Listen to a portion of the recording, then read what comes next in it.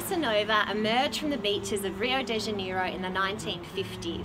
An upmarket blending of samba and the good life produced this addictive swaying rhythm. Never go. Translating the Brazilian flair to the English rendition proposes numerous challenges. Bossa Nova musician Adam Dunning joins us here today on Behind the Words. Welcome, Adam, to Behind the Words. Thanks, Kirsten. It's lovely to have you. Great to be here. What made you turn from law to being a Bossa Nova musician? I was a terrible lawyer.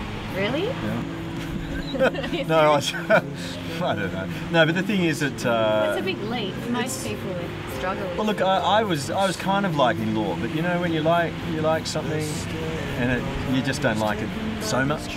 It's like one of those things, that's your day-to-day, and at the same time you have Bossa Nova ringing in your ears from another world saying to you, look, this is where your passion is, this is where your heart lies, just go there and do it, you know. Did you have a musical background as well as a law background, or it's just something you picked up?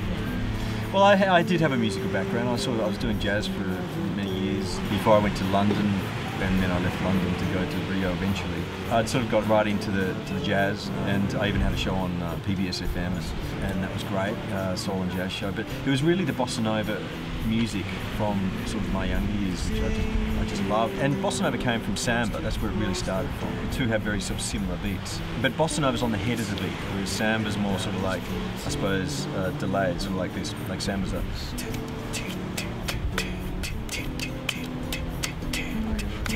Whereas Bossa Nova's on the head of the beat, so it's...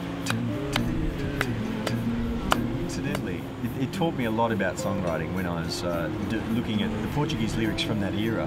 They looked like they were just done so perfectly, and I mean, to think a lot of these guys that spent a lot of time on these lyrics, but they just had a certain mindset when they did it to keep it simple, just like the music.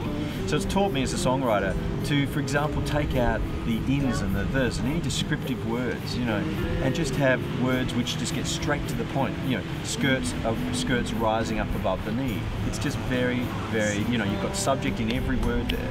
Whereas you don't need to say, those skirts I see are rising up above the knee. You know, you don't need to start putting these extra additional words like in and the and now in some of the lyrics. And so this is one of the things which has taught me as a songwriter to do. Get to the point, if you want, in your lyrics. The thing about Latin languages like Portuguese is that they have the benefit of O's and R's at the end of a lot of words, which pacify the word, which make it sound smooth, and that's why so many people think that, you know, Bossa Nova is romantic and everything. A lot of it has to do with the beautiful sort of words and the language itself. English is a very harsh language in many ways. We've got to be careful when we're songwriting, because words like street or crack or something, you know, there's a lot of consonants in many words. There was a line in one of the songs I wrote, I adapted, called We in the Sea. In Portuguese it's called Nós e a Mar, which means we in the sea.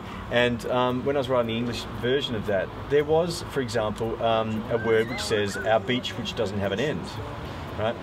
A beach which has no end. That's one of the lines in the song in Portuguese. Now, you can't really say that. I wrote that down and I thought, I can't say this. You know, you've got to start to sometimes use a little bit of poetic license to get the same meaning or a similar meaning, the same atmosphere is what you should be looking at.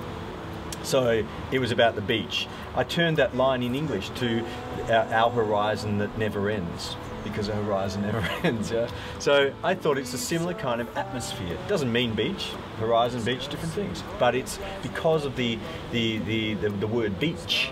It's not a nice word to sing. It's actually not a good songwriting language, English.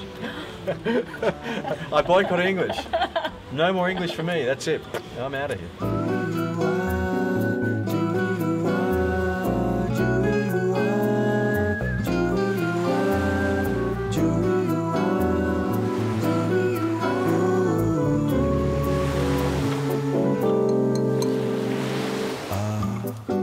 Jungle flower, virgin dream of morning light.